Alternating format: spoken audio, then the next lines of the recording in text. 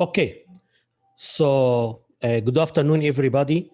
Um, uh, First, I just want to make sure you received my email. I sent an email a few minutes ago about quiz one and lab one.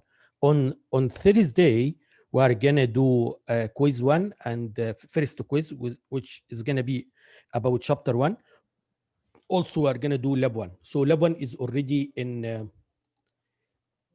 Yeah. Okay. So lab one, I already posted lab one already online. Okay. So so let's start the lecture before I start the new before I start the new topic. So I'm gonna let me hide this one. Sorry. Okay. So before I start a new topic, I wanna just make a very quick revision on what I did last time. At any time, guys, if you don't hear me well, let me know just to notify me because I don't know, right? So anyway, so last time, guys, I explained. I told you any computer system should have this architecture. I made it clear that computer system, it doesn't only mean your desktop computer or only laptop, even your smartphone, also a computer system. Not only that, but the chip, the microchip, the microcontroller I'm going to teach in this course, it's a computer system. Inside this chip, it has this architecture. Okay. So I told you we have here processor or microprocessor, we have memory, and we have a number of input output devices. Okay. And I said all the time, actually, the processor is exchanging data with these devices. So it's reading data from the input devices. It's here, it's writing data to output devices, or for memory, it can read or write. Okay. Also, I said the processor actually it should do only one thing. It should execute instructions. This is how it is designed, to just execute instructions. Okay. However, processor alone cannot work, cannot make a system. It needs these guys together to create a system. Okay. So I explained this last time. Let me go through. Also, I explained when I explained memory. I said memory has many location. Okay, many location. Every location we store 1 byte. Okay, and every location has a number, location number. Okay, that's what we call address. Okay, that is why if I want to read from memory or I want to write to the memory, I have to tell the memory which location you want to read or which location you want to write, because there are too many locations. This is number one. Number two, every time you read or write, you have to read or write a byte. It cannot be more, it cannot be less. So I have to write a byte, you have to read a byte. Okay. So that's why, yeah, here I want to show the connection, how the connection looks like. So this is the memory, this is a microprocessor. Here's this is the address bus. So this is physical connection. It should be something like that. Okay. And here is the data, which 8 bits. Okay. All of the processor has to do, number one, it has to write here the address. And if it want to read, I think that's what I explained. So it has to put the address here, and then it has to give the order. It has to put 1 here and 0 here to tell the memory, please read. Now the address is ready, read. So the memory is gonna take this value as the address here, and then it's gonna get whatever is stored in this memory location, and then it's gonna put it here so that the processor can read it. Okay. Uh, so that's what I explained. Uh, Also, I said last time, why we need memory? Why we need memory? Okay, I said, and that's what we are going to see in the coming lab and all the coming labs. Actually, why we need memory? We need memory because this is where you store your program, and this is where you store your data. You got what I'm saying? So, for example, you have array. Okay, so where I have to store this array? Okay, so I have to store it in memory, because processor doesn't have a storage area for data or for the program. And okay, and as I said, as I told you last time, microprocessor can only understand machine codes, okay, which are just a bunch of ones and zeros. This is your program. The program has to be stored here in memory. Okay. Also, I just don't want to repeat too much from what I said last time, but also I want to make like a quick refreshment. Also here, I said microprocessor should have 3 main units. It should have what we call ALU, arithmetic logic unit, control unit, and number of registers. Okay, let's first look at ALU, arithmetic logic unit. Okay, I explained this one last time, and I explained this is like a toy. By the way, this is just a very small, because I want to teach the concept. I want to teach the idea. Okay, so it's just a very, you can see this one like a small computer, very small computer for sure, because this computer has only 4 instructions. In reality, we have too many instructions, much more than 4. Okay, so so for example, here, if you see here, I have input A and I have input B. This one is in bits, this one is in bits, and then this is the instructions we have. These are, you can consider these instruction like a machine codes. Okay, so if I put here 0 0, the hardware circuit is gonna give me the addition here. It's gonna add this one plus this one. Okay, and if I put 0 1, so you are gonna get here A, take away B, so it's gonna be subtraction. 1 0, so you're gonna get another command. 1 1, you are gonna do something else. Very important to understand. This is what I mean when I say we're going to execute an instruction on the hardware. That's what I mean. I mean the addition, the subtraction, the AND, the OR, all of these instructions are done by the hardware. That's what I mean. And this is a machine code. This is the only language microprocessors can understand. Okay, that's why you can use any language you want to use, Java, Python, C language, whatever language you are using. Okay, it's up to you. I don't care. As a microprocessor, I don't care. Use whatever you want to use. However, when you need to translate your program to machine code so that I can execute it in the hardware. Okay, and also I said, okay, here. Also, I said if you go to the course website here, guys, in the course website, you can see here this table. This table is very important. We're going to use it all the semester. Yeah, here.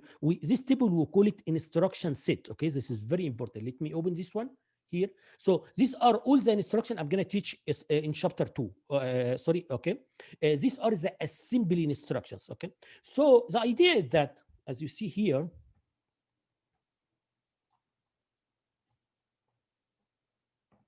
let me hide this.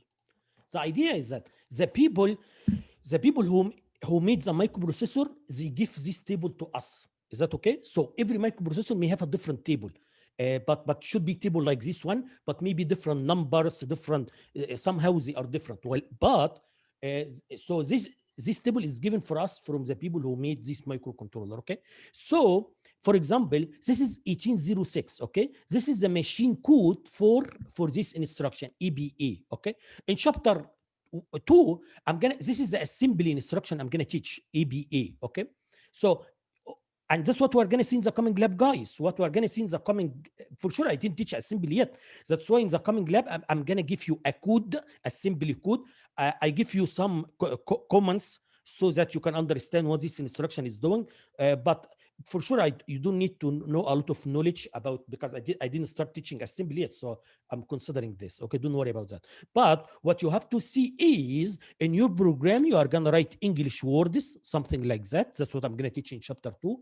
So English words, and then you will see when you run your program, the English words here, the English commands are translated to numbers like this one, numbers. Okay, and these numbers are stored in memory. Okay, memory. And then, as I said before, microprocessor has to get one by one, instruction by instruction from memory. Okay, and once I have this number 1806, once I put this number on the hardware is designed to do this operation: A plus B equal A. Okay, guys, so you should understand very well all these instructions, guys, are executed on the hardware. These numbers are given to us from the people who manufactured the people who made the processor.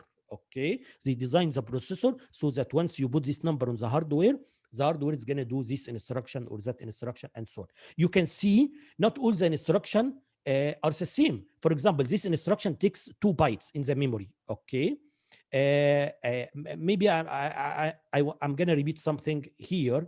Okay, I told you before, when I tell you 18, this is hexadecimal, okay? Actually, I made it clear in the first lecture. Computers can only understand binary, ones and zeros. I just wanna, but for us as humans, this is more convenient for me to give you this number in hexadecimal 18. So 1806 is actually, it's gonna be stored in memory in binary actually, okay? But I'm writing it here 1806 because it's good for us. We like this one, it's better for more convenient than just a bunch of ones and zeros, okay? So anyway, so if you look here, this instruction takes 2 location in memory, bytes, 2 bytes.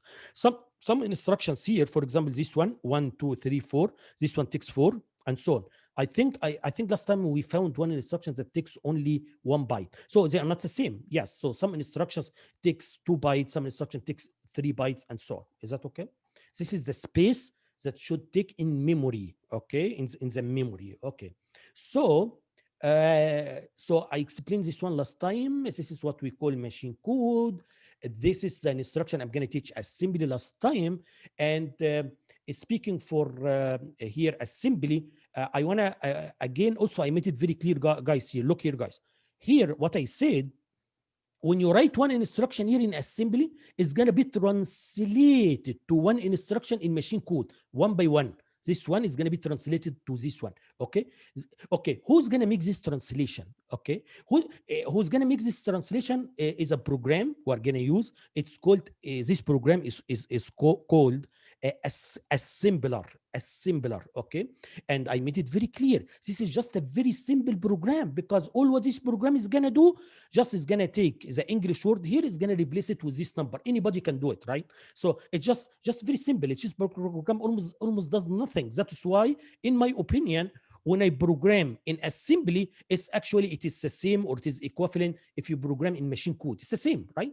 Because, but just we like to use English words than just using numbers, right? So just to make programming easier. But it's the same. It's the same because one instruction here is going to be replaced by one instruction here. Okay, that's assembler. Also, I made it clear. Okay, what about high-level programming language? Big difference. Okay, in high-level programming language, one instruction, for example, in C language. Okay, again, I made it clear. Microprocessor cannot understand CN, Cout, all the instruction you had before in C language, okay? So they have to translate it to this instruction. This is the language of the microprocessor. This is the only thing microprocessor can understand. To do that, CN, you remember CN for sure, or for instruction, any instruction in C language, okay? This instruction, it has to be translated to a bunch of this instruction, okay? This is the difficulty is here, okay? So maybe one instruction in high level is going to be translated to maybe 20, 30 instruction in low level, okay? And that's good and bad. It's good because it make programming easier, okay? Or you can do the same thing using a smaller number of instructions, okay? Because one instruction you are going to write in high level is going to be translated to many instructions here, okay? However, as I said last time, in this course, you should learn how can you program the microprocessor using both C and assembly, okay? In my opinion, some people think, okay, C is good, I can just use C all the time. That's okay, you can do that. However, still, I believe assembly is important for two reasons. Number one, there is no way to understand how computer works or without using assembly, okay? Because high-level programming language hides the details. All the details are hidden. To make programming easier, just use this instruction and don't worry about the details, okay? So this is one thing. The other thing is, still some people until now, they like to program some functions, or they like to do it in assembly, because assembly usually faster. Why it is faster? As I said last time, because usually when you convert the high-level programming language to low-level programming language, we need a program, we call it compiler, okay? This compiler is too complicated, okay? It's not easy like the assembler, because it has to figure out how one instruction here is going to be translated to 20 or 30, so it's going to be more complicated, and usually they are not efficient. Is that okay? So anyway, so let me go to the slides again.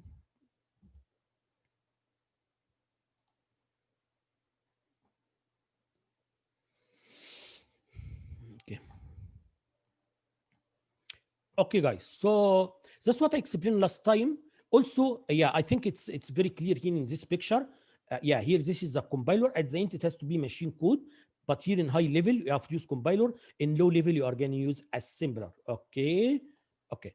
I think that's what I explained here. Compiler is much more complicated than assembler. Usually, it's not efficient and so on. Okay. The other thing I want to explain here is yeah, if you go let me go back here. I told you the processor, it has ALU, arithmetic logic unit. This one should be used to do operation, to do some instruction on hardware. Okay. Also it should have registers, and the last time I told you we have a number of registers. Okay. Registers are storage units. Okay.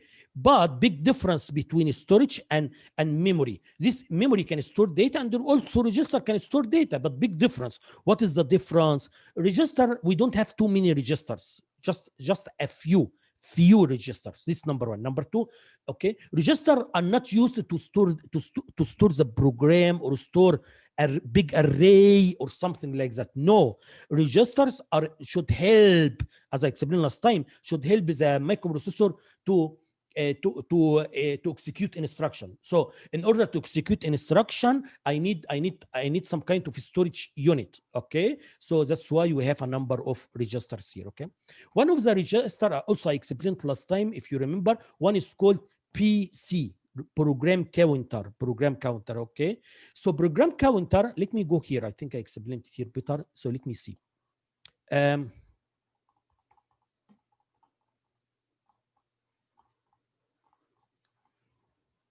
Yeah, so I told you here in memory we store the instruction. So this is instruction 1, instruction 2, instruction 3, instruction 4, and instruction 5, and so on. Okay, microprocessor can execute one instruction at a time. So microprocessor number 1, it has to read the instruction from memory. Is a machine code, it has to read it. Okay, and then it has to execute it. This reading operation, we call it fetch. So number 1, you have to fetch the instruction and then execute it. Okay, so how microprocessor can know which instruction has to execute now? Okay, as I said last time, we have a PC, program counter. This program counter is a pointer. It's a pointer. It should point on the instruction that should be executed next. Okay, in other words, for example, if PC is here, okay, so now microprocessor want to execute an instruction, it's going to ask you PC, where are you PC? So PC should hold an address. Okay, 16 bits. That's why it's 16 bit. So PC is here. So I'm gonna read the instruction pointed by PC. Okay, and then I'm gonna increment PC, and then I'm gonna execute I1. So while the microprocessor executing I1, PC is pointing on the next one. Is that okay? That's what you should see in the coming lab. In the coming lab, you are going to execute instruction by instruction. You will see after you execute in one instruction, PC is updated. After you execute this instruction, PC is updated. So every time you execute one instruction, PC is updated. Is that clear, guys? It's a pointer. It should tell the microprocessor which instruction it has to execute, or it has to get from memory. Okay. The other for sure, I'm going to teach more registers, but this was one register. There is another register also, we call it IR, instruction register. Is that okay, guys? When you read the machine code, where you should store it. Okay, so actually we store the machine code in IR, in this register. So this register is used so that after I read the machine code, I have to store it here. And once I put this number on the hardware here, the hardware is gonna execute this instruction on the hardware. Is that okay? The other thing I want to explain quickly also, last time maybe I took too much time, but that's okay. I just wanna wanna make a very, because last time it was a long lecture, so I just want to make a revision again, just to make sure you understood it. Okay. So also last time I told you there is something we call it clock. This clock is used for any computer system. Okay. So your laptop is using clock, your smart, any computer system need a clock. So clock is actually, it's a square wave like this one. Okay. So why clock is used? I'm going to tell you why. Because during one cycle, the hardware can do a very small task, very small task. Okay. So, and actually one instruction, if to do this instruction, I need to do it in 3-4 steps. For example, here I assume this instruction needs three steps. So so here in one clock, in one cycle, I'm gonna do one step. In this step, I'm gonna do a very simple operation. Okay. So here, simple operation. So 3 simple operation. By this way, I can do this instruction. Is that okay, guys? So that's why we need clock. We need clock so that it should help for timing. It should help the hardware to execute instructions. Okay. And as you see here, again, in every cycle, I'm going to do a very simple operation. Okay. Some instruction may need one cycle because they are very quick, easy to execute. Some instruction need 2 and 3 and so on. And if you go to, also this is, you can note from here, from this one here, guys, I told you this letter here, every letter can tell you what operation is done in one cycle. Okay. So here, this one is 2 letters. Two letters. That means this one needs 2 cycles. This one needs 2 cycles. You can see some instruction here. This one very quick. It needs only 1 cycle, very quick. But some instruction here, it needs 6 or 7. Too many comparing to this for sure. Okay. So as you see here, yeah, they are not the same for sure. It makes sense. They are not the same because some instruction are easy to execute, some instruction needs more work. It depends on how much work do you need because as I said, in every cycle you are going to do a simple operation. So this one is a little bit complicated than the other one. Okay, and so on. Anyway, so and this one is important to know so that you can easily calculate. That's what I'm explaining here. Let me make this one bigger. Yeah. So here, if I know the cycle here is, so for example, the clock is 25 megahertz. Okay. So that means the time for one cycle is 1/f, which is this value. Okay. And then if I have an instruction and this instruction needs 3 cycles. Okay. That means how much time how much time is gonna take to execute this instruction should be 3 times 1/25 microsecond, because this is the time for one cycle. Okay. So for any instruction I'm going to teach in chapter 2, you can know how many cycles it needs. So from the table, you can multiply it by the 1/the clock. Okay, and then you can get how much time. By the way, in the same way, if you have a complete program, you can know how much time it's going to take to execute the whole program. Okay. Let me, yeah, okay, so this is register. That's what I said last time. Okay, let me see if anything before I go to flags, anything else I want to say here. I think, okay, I think that's almost everything. The most important thing, guys, and this is the purpose of lab 1. The purpose of lab 1 is just to see everything I explained here. You will see it in lab 1. So in lab 1, you will see memory, you will see the addresses, locations in memory, you will see registers, you will see how PC, every time you execute one instruction, PC is moving. You will see the flags, which I already started to explain last time. Okay, so let's hear. Okay, before I go to flags, let me explain here also. You should understand what is the difference between microprocessor and microcontroller. Okay, uh, so actually, microprocessor it is used to execute one program, right? So microprocessor can execute one instruction at a time. So microprocessor can execute a program. However, microprocessor cannot work by its own alone. It cannot work. That's why I said here we need a system.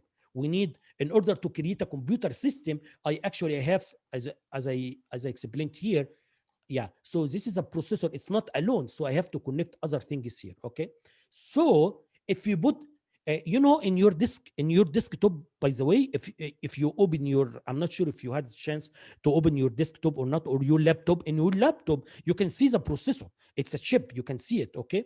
And also you can see memory, okay. They are chips, okay.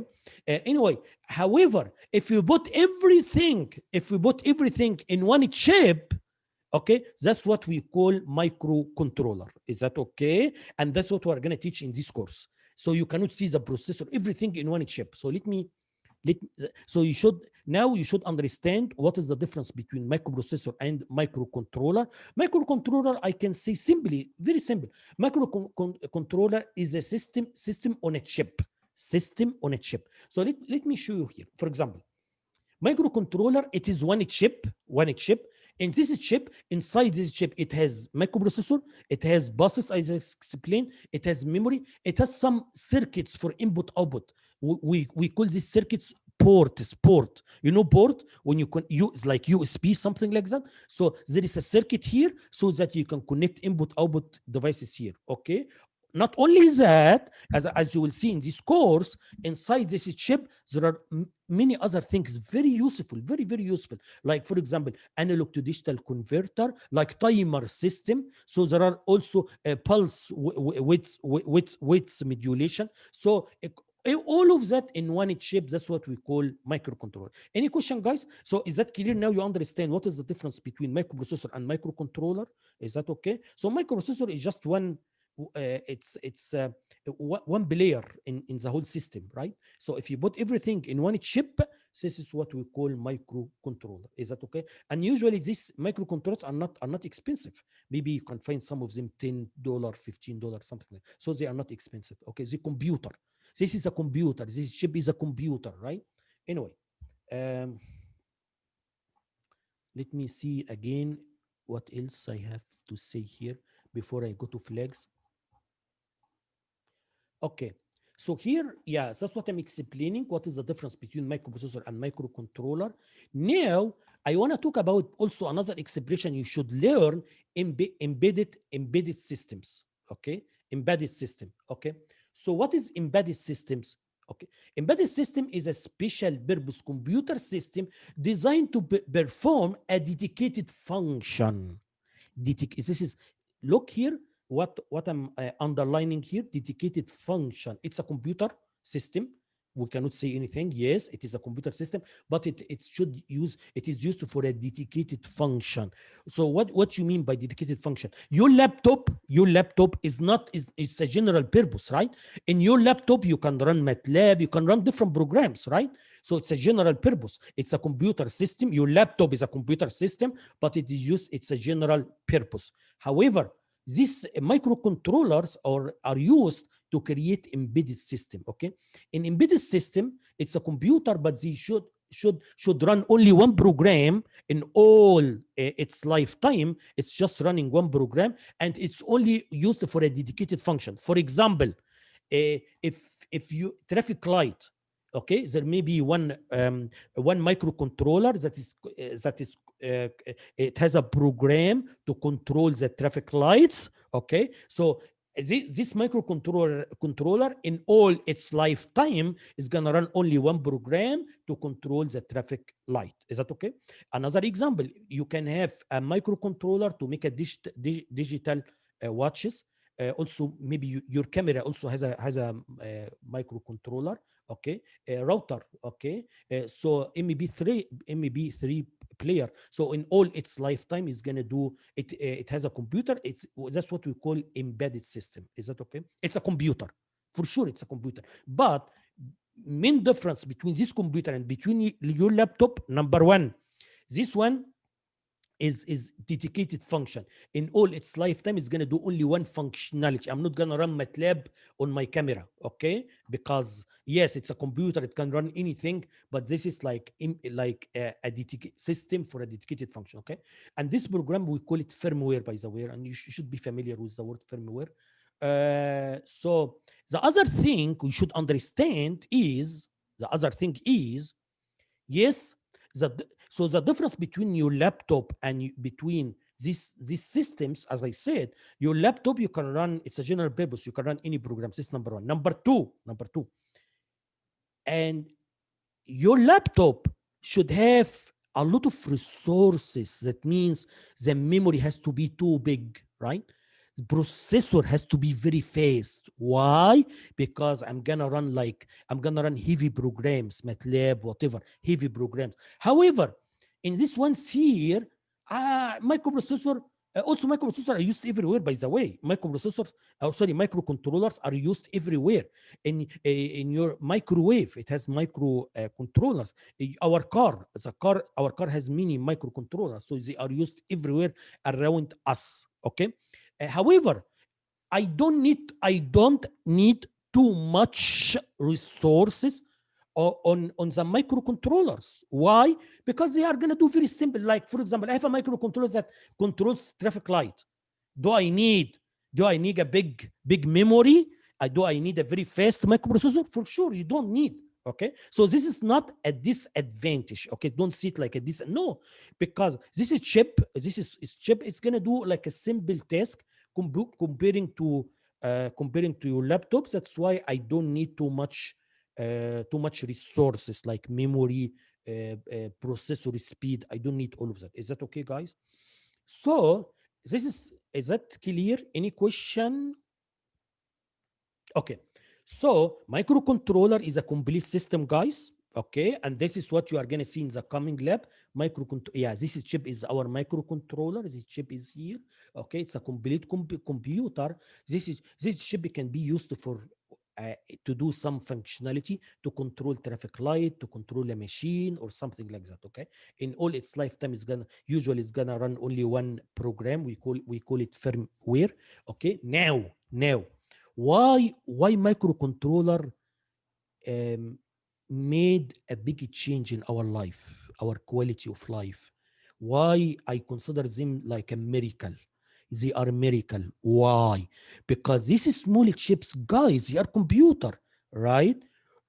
So I can get anything that is dumb means it doesn't have any intelligence. If I put the microcontroller there and I write a program and I add a couple of sensors, I can make this thing smarter.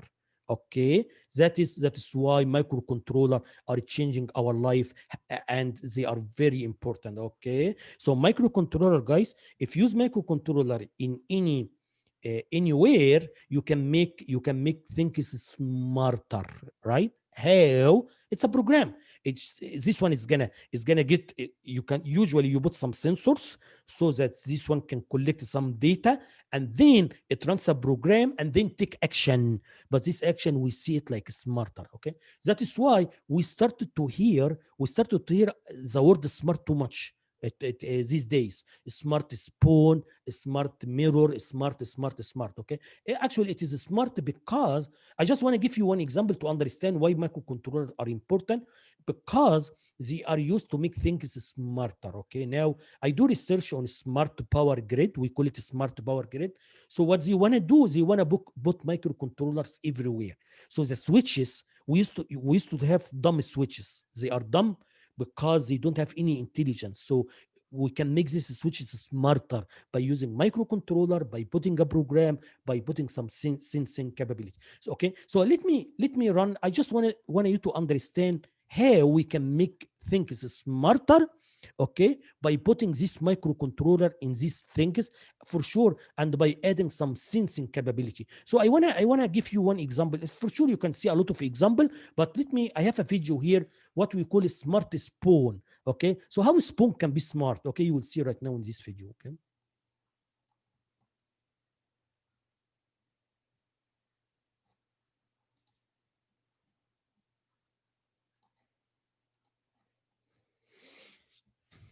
Disease, a disorder of the central nervous system, simply eating a meal can be an ordeal. The most common symptom. Can you hear the sound well, guys? Yeah. Okay, Yeah. great. For people suffering from Parkinson's disease, a disorder of the central nervous system, simply eating a meal can be an ordeal. The most common symptoms of the disease are related to movement. The basic act of getting food from plate to mouth can be difficult and frustrating. But now there might be a solution. Lift Labs, based in San Francisco, California, has developed a small device that tracks and compensates for small vibrations and tremors. Anupam Patak, the founder and CEO, explains that the technology behind Liftware is similar to the image stabilization feature in high-end cameras. He spoke to VOA via Skype. So what we've done is taken that same concept and applied it to a handheld device that would help people with a lot larger jitters. So somebody with a neurological disorder might be moving, up to an inch in magnitude. There's a little computer inside that's running an algorithm that would basically sense the person's motion, determine whether that was intentional or unintended, and if it's unintended, move opposite to what that motion does. The result is that the device... So let me stop here. Did you hear what he said? There is a little computer inside. That's what I'm microcontroller, okay? So a little computer inside this computer, and then it's gonna sense the motion of this spoon, and then using this data it receives, it should run algorithm to know if this motion is not natural or this is the spoon is gonna drop the food and it has to take some action. You got what I'm saying? Device remains smooth and level despite the movement of the user's arm or hand.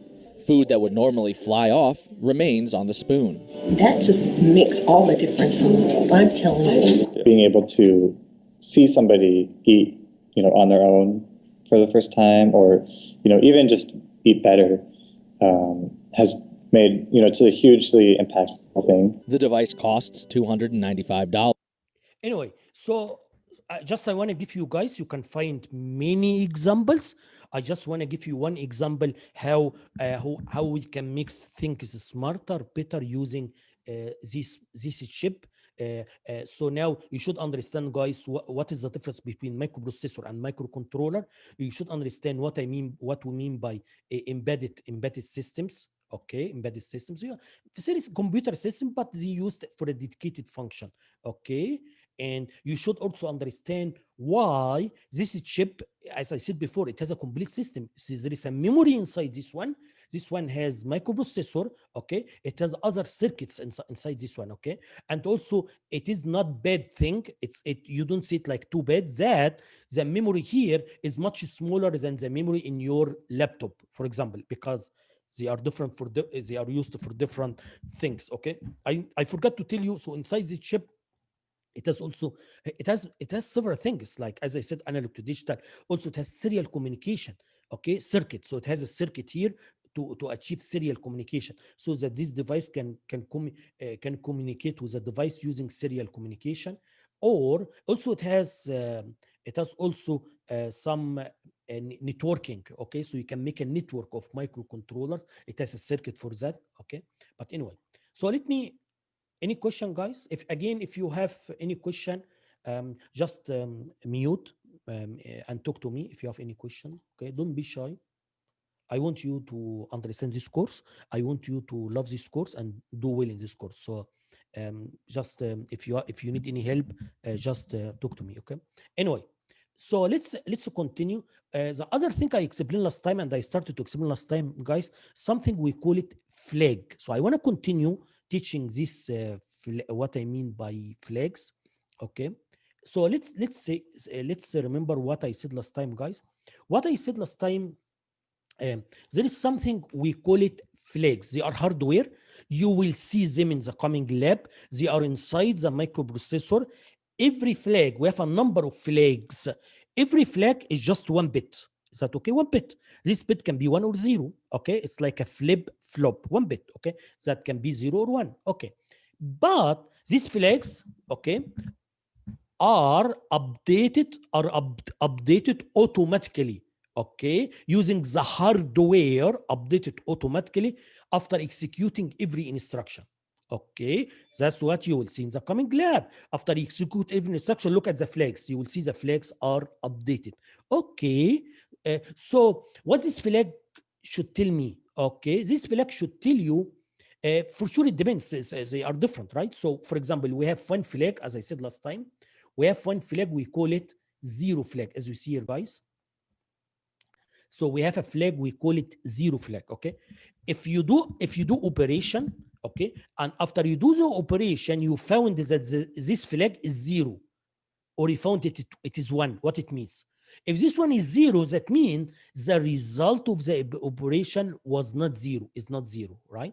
So, and if the result of the operation is zero, this one automatically is gonna become one. Again, hardware, automatically. So the hardware is gonna update this bit automatically. Is that okay, guys? We have another one I wanna explain. We call it negative flag. Negative. You can tell from the name, negative. So if this one is zero, if you did some operation, and then after you did the operation, this one is zero. What it means? It means the result of this operation was not negative. Okay. So this flag should tell us if the result is negative or not, right? So now, if the result is negative, okay, so this one should be one. Okay. So why we need these flags? Why it is we need it? Okay, I'm gonna tell you why. We need these flags because we are gonna use them for comparison. Okay, so this is the idea. How the hardware, if we have a register A that has some value, if you have a register B has some value, how I can do comparison? If I want to see if A is equal to B or not, I want to do comparison. Why you want to do comparison? I'm going to tell you why. Just give me 1 second. I'm going to get the pen. Okay. Because in programming language, all the time we need to do something like that, guys. So look what I'm going to write here. Okay. Let me see. Yeah. So when I do something like if A is equal to B, okay, then do whatever. Is that right? So we need to do something like that. If A is greater than B, we need to do something like that. Okay. So how hardware can you do something like that? Okay. As I told you guys, in order to do some kind of comparison, okay, the idea is that we are gonna do subtraction. We're gonna do subtraction. Okay. So for example, I want to do the first one. How I can do it on the hardware? The way you are gonna do it, are going to subtract, as you see here, subtract. And now look, now I'm going to look at the flag. If the flag is 1, what it means? If the flag is 1 means the result is 0. If the zero flag is 1, it means the result is 0. It means A is equal to B. It means the condition is true. Makes sense? Okay. And now, so I have to do subtraction in order to make the comparison. Now, if the flag is 0, let's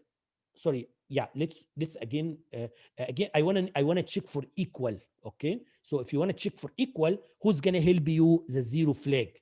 Okay, because you are going to subtract and then you are going to look at the zero flag. That is why sometimes some people, they call the zero flag the equal flag, right?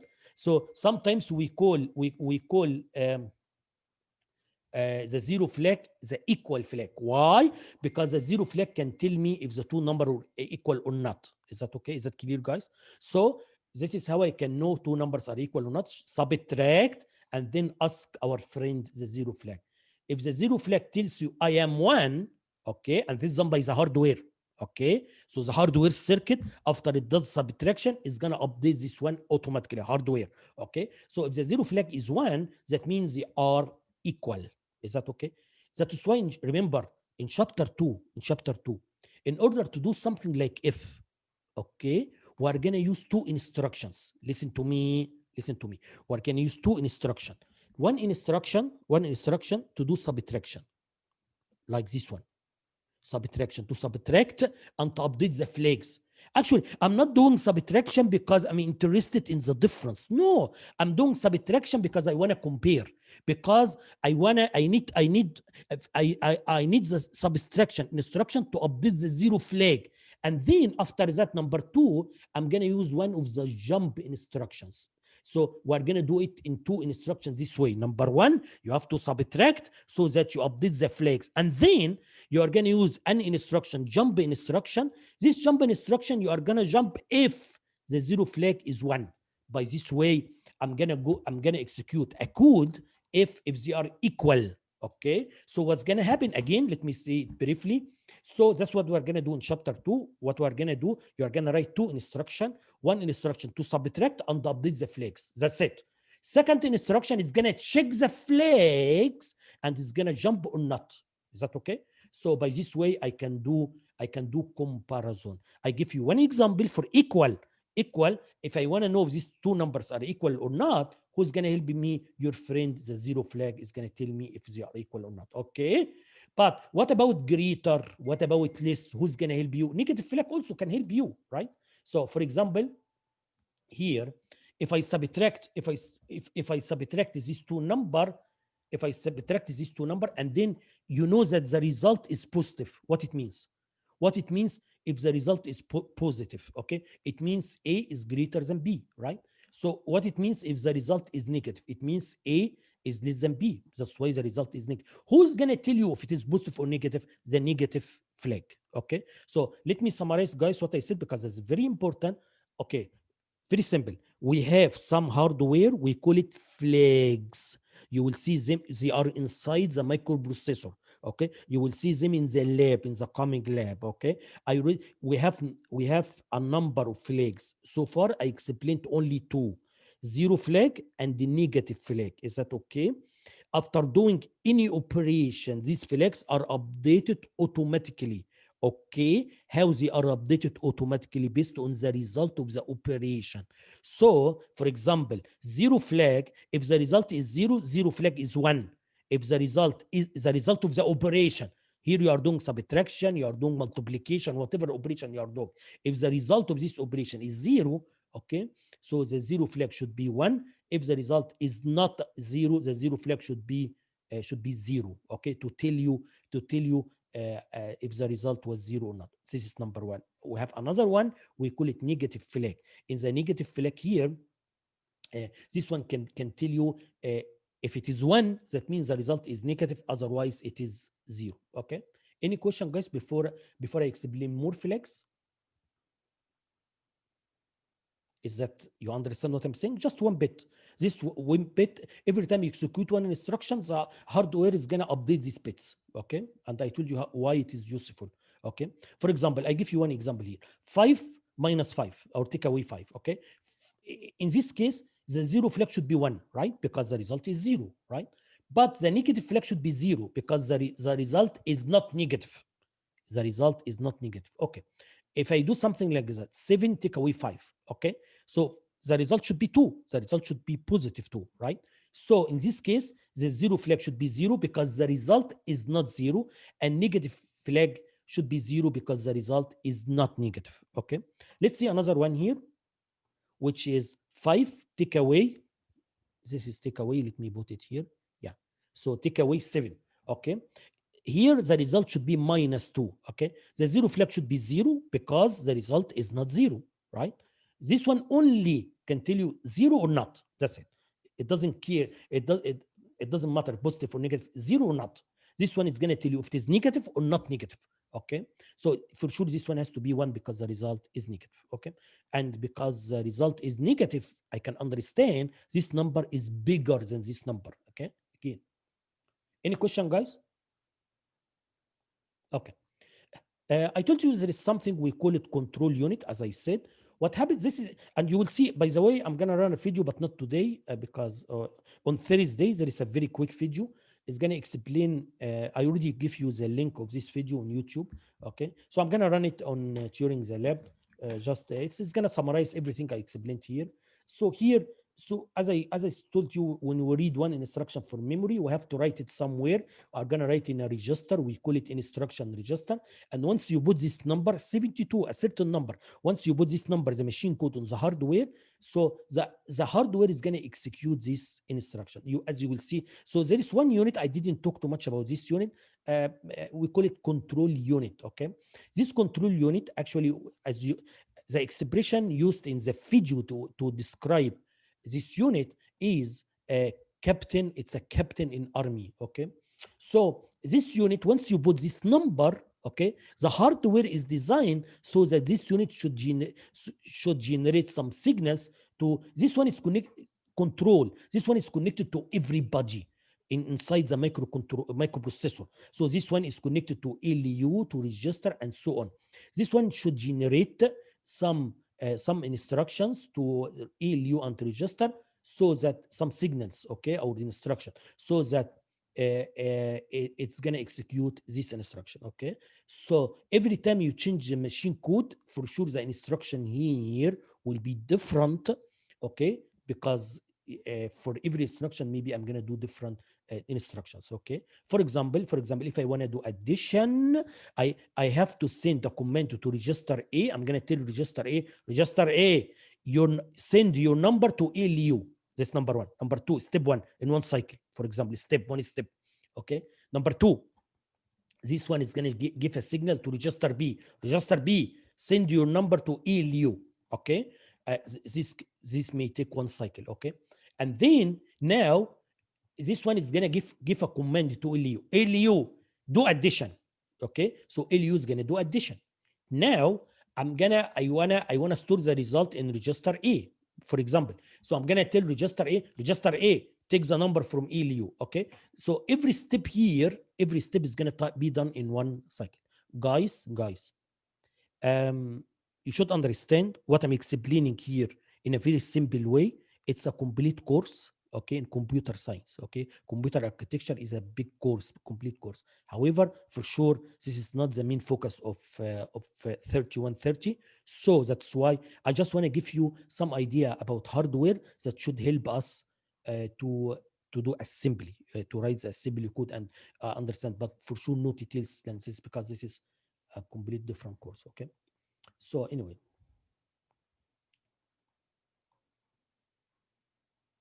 Okay, now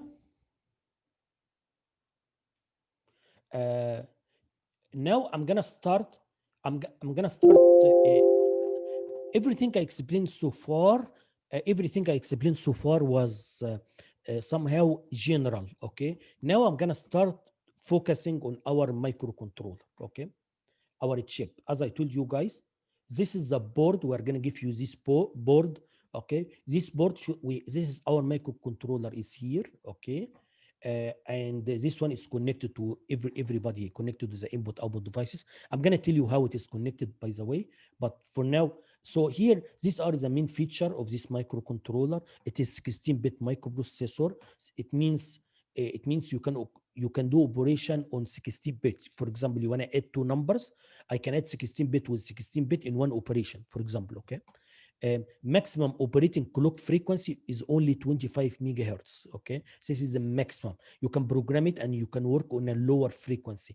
I think most of the time we're gonna work at 24. I'm gonna tell you for sure, but I think we're gonna work on 24 instead of 25, okay? Anyway, this is the clock frequency.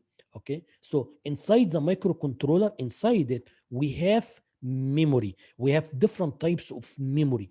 Number one, we have flash memory. Is that okay? Flash memory. This is on a chip. Inside the chip here, we have flash memory. Okay, this flash memory is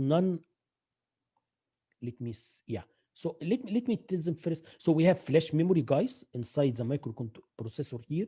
Okay, and also we have RAM, static RAM inside it here.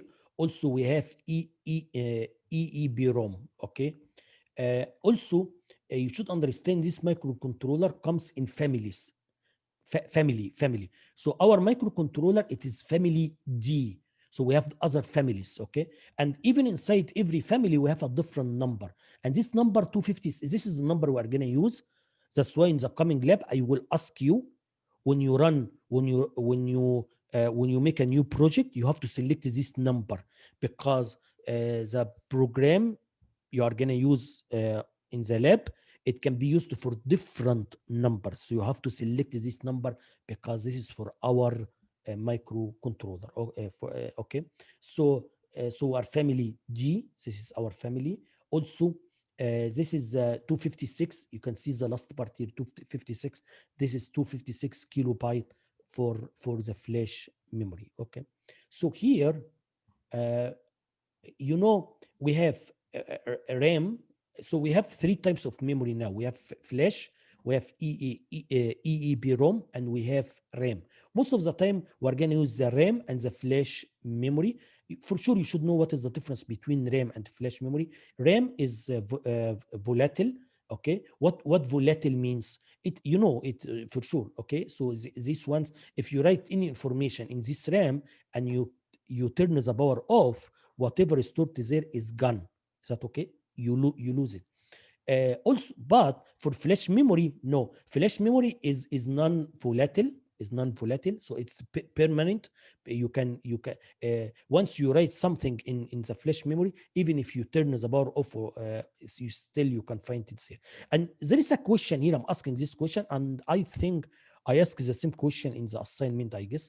In any embedded system, okay, we need some sort of non-volatile memory, and this is where we have to store the program, right? So in any embedded system, we need some sort of non-volatile memory, right? This is where you have to store the firmware. Otherwise, if you don't have this non-volatile memory and only use RAM, once you turn the power off, your system is not going to work anymore, right? Because the firmware is gone, right? So anyway, so any embedded system should have some kind of non-volatile memory so that I can store the program there, so that if you turn the power off, still it can work.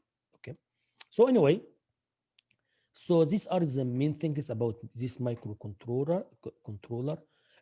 Now I want to talk about registers. What registers we have here in this microcontroller? So let me go back to here.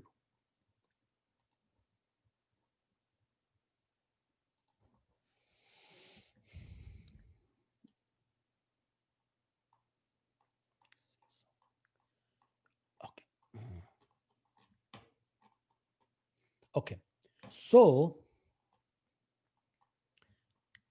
yeah, so here guys, number one, we have a register, we call it register A. So let me choose a picture first before I give you the details. Let's choose a picture. So these are all the registers we have. We don't have too many registers. These are all the registers we have. We have what we call register A, okay? This is one is 8 bits, a byte. This is the only one. This one and register B. These two registers are the only two registers that are bytes. So we have a register A that's a byte. We have a register B, which is a byte. Okay, and also you have the option. To concatenate A and B to make a register. We call it register D, which is 16-bit. Don't be confused. It's very easy. What I'm saying, we have a register, we call it A. So you can write something to A. I can write something to A. I can write something to B. So I can use them separately, or I can concatenate them and I can make a register which is register is 16-bit register. That's what we call register D. So register D actually, guys, so here the first byte here, or I have to be more scientific. I should not say first and second. I have to, as I said before, this byte, we call it the least significant byte, as I said before. So the least significant byte here is register B, and the most significant byte is register A. So, but actually you can use it as one 16-bit register, as I'm going to explain later, okay? We have another register, we call it register X, okay? We call it index register. Usually this one is 16-bit, and this one also is 16-bit. Okay, register Y here is 16-bit. You will see in the coming lab, you will see all this register. You will see because they are inside the microprocessor. Every time you run an instruction, you will see what is the value here. Some instruction may change the value, some instruction may not change the values. Okay, so register X here, I cannot break it down to two register as I did in register G. Okay, it's just one piece. This one is 16-bit. We have register Y, which is 16-bit. Okay, by the way, this one is, these two register, we call them index register, because as I'm gonna explain later, I'm gonna use this register as pointers to the memory, pointers. So this one here, that's why this one is 16-bit, because as I said before, our addresses are 16-bit. Addresses are 16-bit. So if you wanna have a pointer, so this pointer should hold address. Is that okay?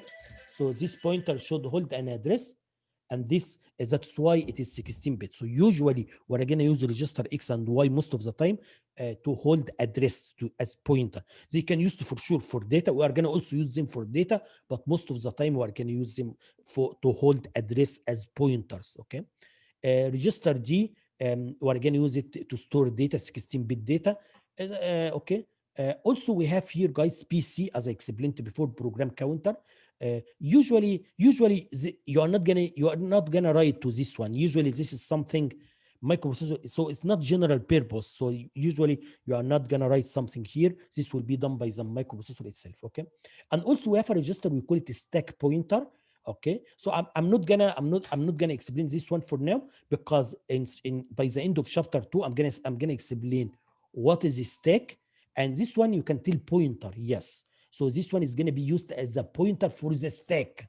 Okay, so this one should hold an address. So I'm not going to talk about it for now, because this one also is not general purpose. This one is only used for stack, and PC is used for, as I said before, to tell the CPU which instruction it has to execute now. Okay, so let me summarize what I said, guys. What I said, we have, what's the time now? Let me check the time. It's still 4 o'clock. We still have 20 minutes. Okay. So what I'm saying here, guys, is we have register A and B. Each one of these register is 8 bits or a byte. Also, you can have 16-bit register, which is register G, but you can concatenate these two. We have register X, we have register Y. We don't have too many registers. Okay, these are general purpose. So all the time you are going to use X, Y, D, A, B all the time. But these two are for a specific reason. These two, both of them are used as pointers. But this one is going to point at the stack. This one is going to point at your program to tell you which instruction it has to be executed next. Is that okay? This is PC. Okay. Now, the last register I want to teach, we call it condition code register, or sometimes for short we call it CCR. Okay. So CCR or the condition code register. Okay, so as you see here, guys, in this register, okay, this or sometimes, by the way, you can call it flag register, flags register, because this one should have the flags. So so we have 8 flags. I already explained 2 of them. I explained the negative flag. So here, every flag is updated automatically and separately, right? So this one has nothing to do with this one. They are different, right? Because so here, this is the flag for negative flag, as I explained. This one for 0 flag. Okay.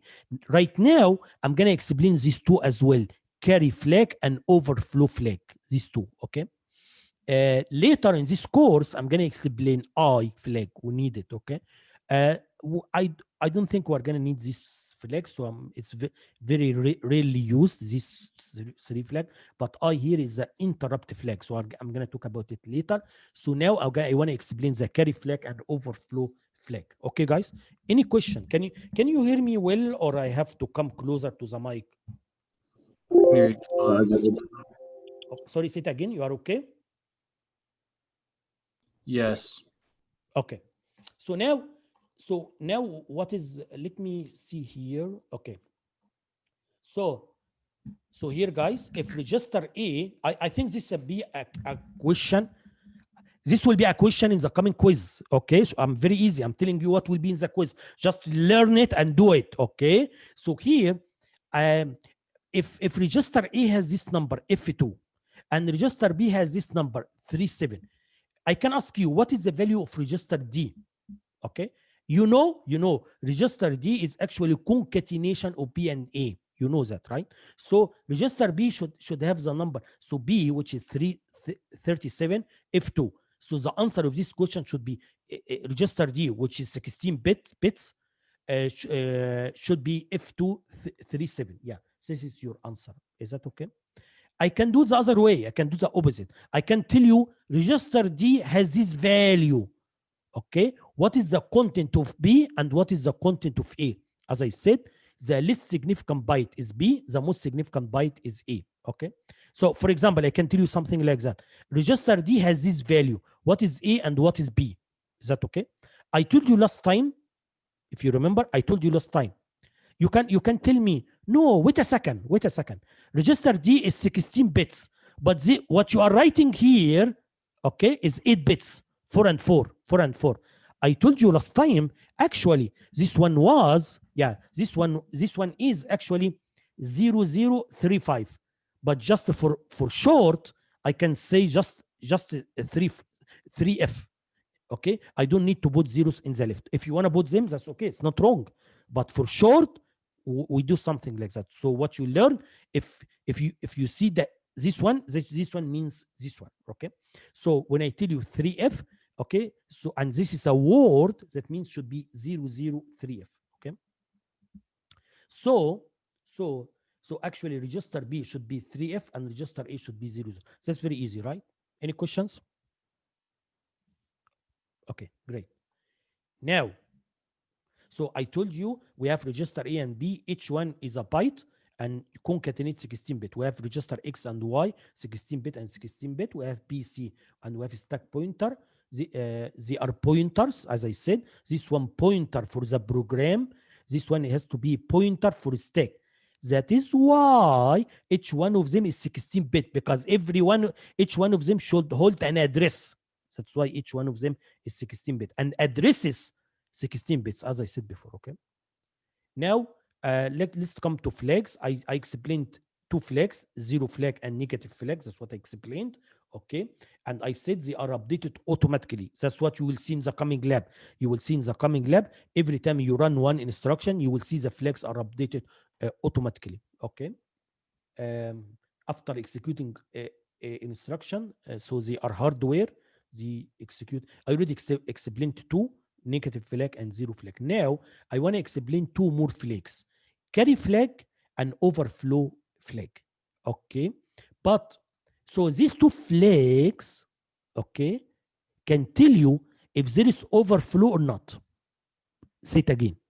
So these two flags, zero flag and negative flag, are used for comparison to know if the numbers are equal, greater, less, and so on. But these two flags are different. These two flags, I'm not going to use them for comparison.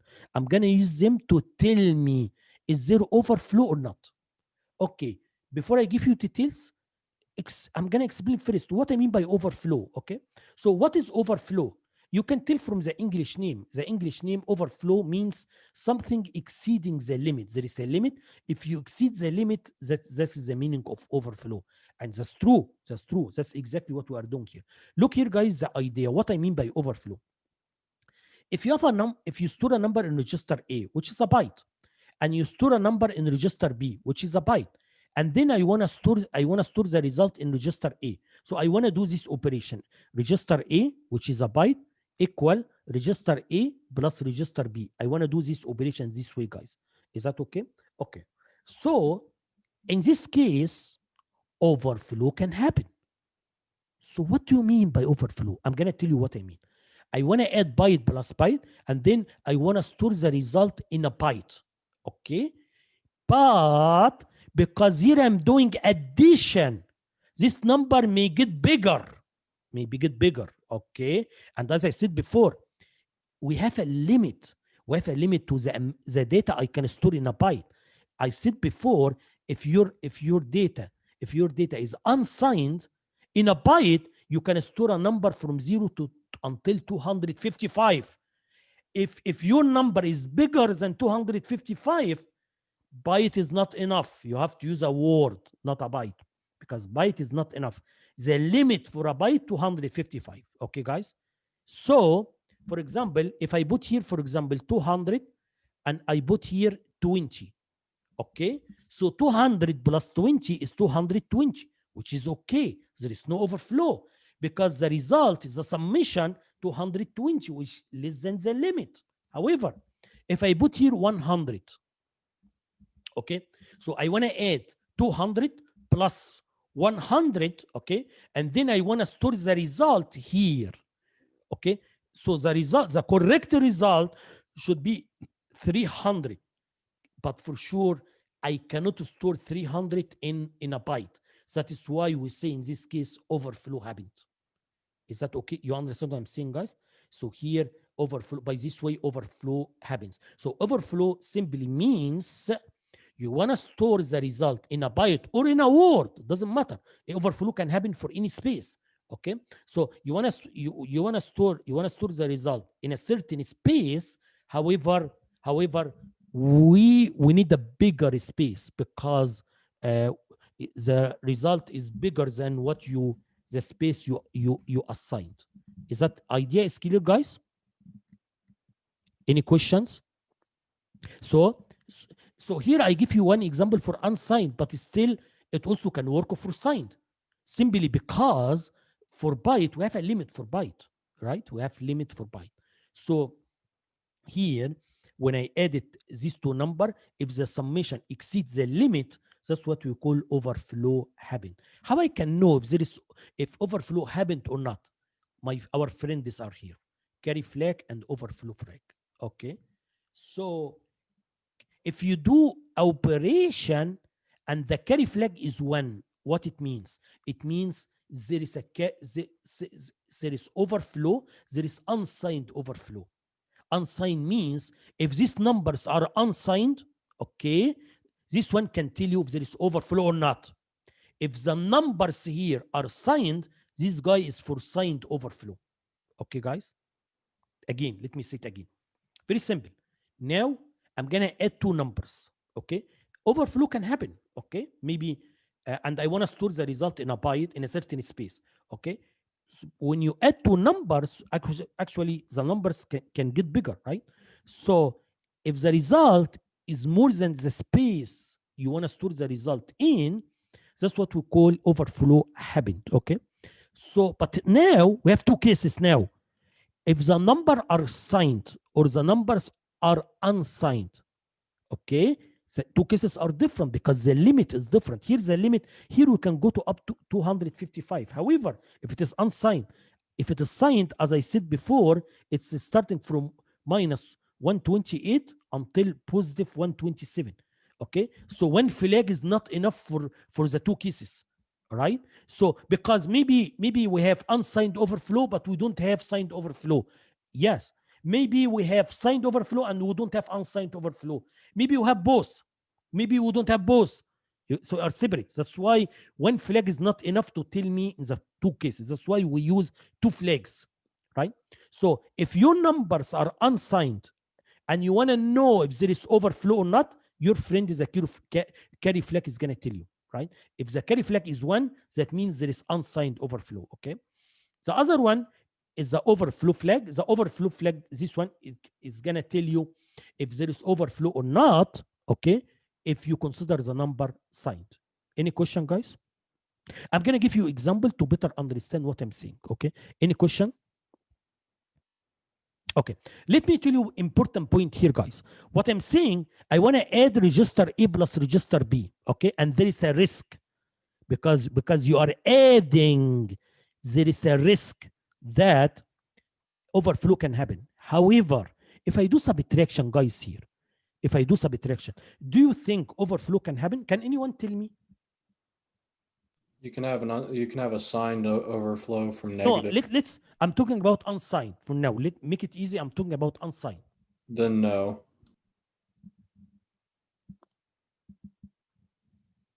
Can overflow happen?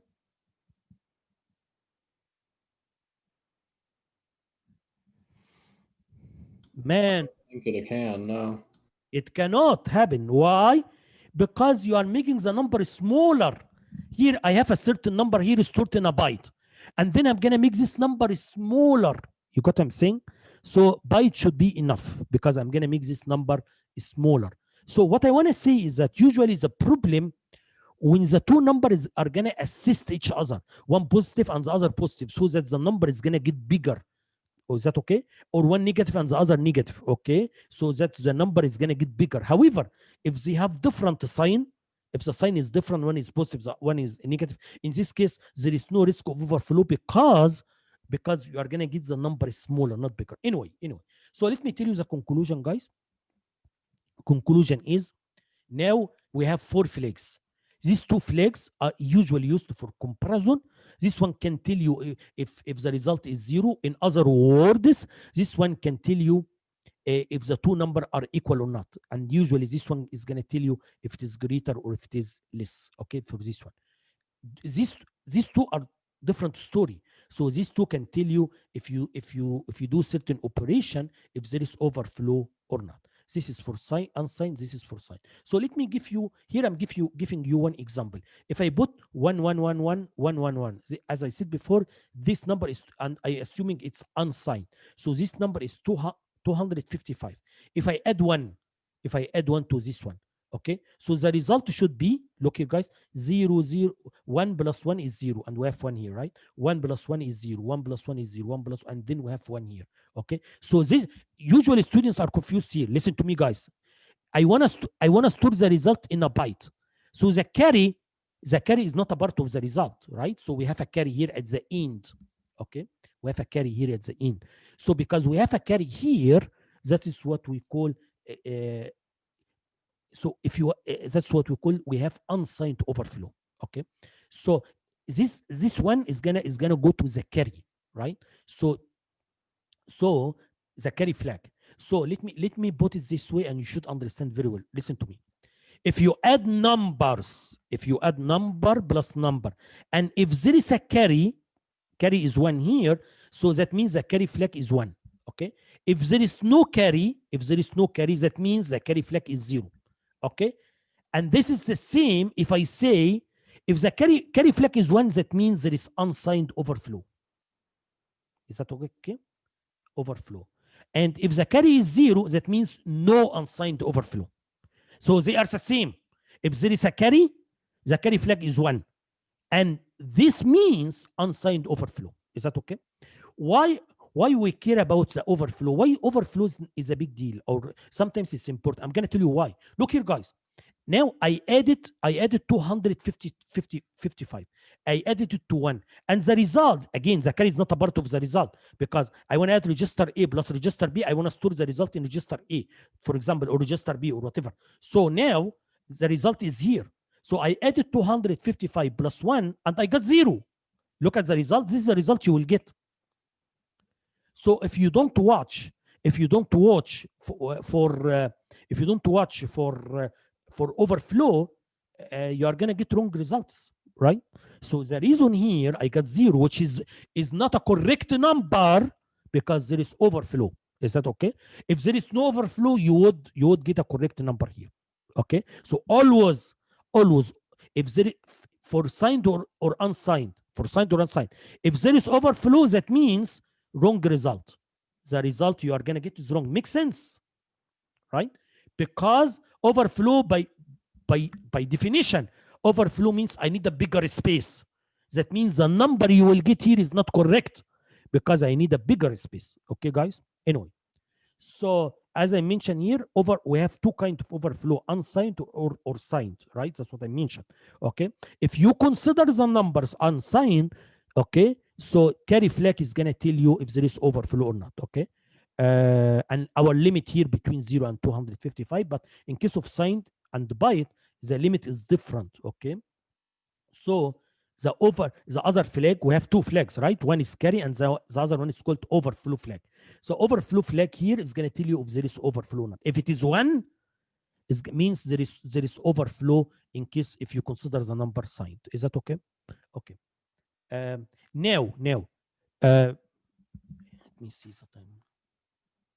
Okay, now look here, guys, and this will be in the quiz. I promise it will be in the quiz, so listen to me.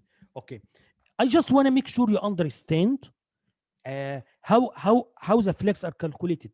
Okay, so look, I'm gonna give you a lot of examples also to understand it. Okay, so look here, guys. Number one, how can you get the result of the carry flag? That's very easy, very easy. All what you have to do, just you are gonna add two numbers. Is that okay? If there is carry, okay, so the carry flag is 1. Carry here from the very end. So if you add 16-bit plus 16-bit, so carry here is from bit number 15. We start from 0 to bit number 15 from the last bit. Okay. So anyway, So if there is a carry, if the carry is 1, so means the carry flag is 1. If the carry is 0, means the carry flag should be 0. That's very easy, right, to calculate. All what you have to do, just add the numbers. 1 plus 1 is 0. 1 plus, if there is a carry here, whatever you get here, if you get 1 here, so the carry flag is 1. If you get 0, if no carry here, so that means the carry flag is 0. This is how you can calculate the carry flag. Again, all these flags are calculated automatically, as I said. However, just to make sure you understand them, in the coming quiz, I'm going to give you 2 numbers. I'm going to tell you, after you calculate these 2 numbers, what are the values of the flags. Okay, so you can it's for these 2, that's very easy. Just look at the result. If the result is 0, 0 flag is 1. If the result is negative, negative flag is 1. That's easy, right? Carry is easy. What about the overflow flag? How can you calculate the overflow flags? Number 4. Okay, let me see the time. Yeah, we still have 1 minute. So the way you can calculate the overflow flag, guys, and this is the easy, very easy way. I like it. Very easy way. Look here, guys. There is signed overflow flag, or V should equal to 1, or there is signed overflow flag just in one of 2 cases. One of 2 cases. If you add positive number plus positive number and you get negative number, or you add negative number plus negative number and you get positive number. Oh, what you are saying? Can I add positive plus negative and get negative? Can I add negative plus negative? What are you saying? Yes, they are wrong. They are wrong because there is overflow. You got what I'm saying? So let me, very easy. So if I give you 2 numbers and I ask you what is the value of the flag, very easy. Look here, guys. This is 1, means it's negative. Look at the last bit, most significant bit. This one, it means negative. I added negative plus negative, I got positive. Okay, there is, so that means the overflow should be 1 because the result is not correct because there is overflow. The other case, 0 plus 0, and then I'm gonna get 1. Is that okay? This is the only 2 cases. Okay, someone can ask me, what about if this one is 1 and this one is 0? So 1 is positive, 1 is negative. Here, if 1 is positive, 1 is negative, don't think about it. Don't think. There is no overflow because they are not gonna, the number is not gonna get bigger, right? Because 1 is positive, the other is negative. Usually there is a risk of overflow when the 2 numbers help each other, assist each other. So only there is a risk if one number is positive and the other is positive, or one number is negative, the other is negative. Okay? If 1 is positive and the other is negative, the V flag is 0. Don't even think about it. The V flag is 0. There is no risk. Is that okay? Anyway, I think let's check the time. I think it's okay now. Okay. So anyway, I'm gonna continue. So we will finish chapter 1. I finished it, but I just wanna because these flags sometimes confuses students. So I'm gonna give you some examples in the beginning of next lecture, and then we are gonna start chapter 2 in next lecture. Is that okay? Any question, guys? On Thursday you are gonna have a quiz on chapter 1. Okay, and we're gonna start chapter 2 from Wednesday. Lab 1, I already posted it online, so we're gonna do it on Thursday. Okay, you are gonna work in groups. If you wanna work individually, that's okay. If you wanna work in group of 2, that's okay. But the problem, I always like a student to work together because this is a very good way for learning. When you work in group, you learn better. I like that. However, because of the corona, we still need to respect social distancing. So I don't know how can you work with your partner. So you can work with another student, but we need to respect social distancing as well. Okay, and it's better if you can read the lab before coming. There is a program, you need to download the program and you run it on your computer. Usually we need 1 computer, 1 laptop from each group. We're gonna give you a board. You can connect the Dragon board to your computer, and then you can run a program. Okay, guys, any questions? Any question? Okay, so I'm gonna post this lecture as I usually do. Okay, so I'm gonna post it online. Okay, guys, so see you next lecture. Goodbye. Bye. Be someone Okay, thanks. Thanks, guys. Bye.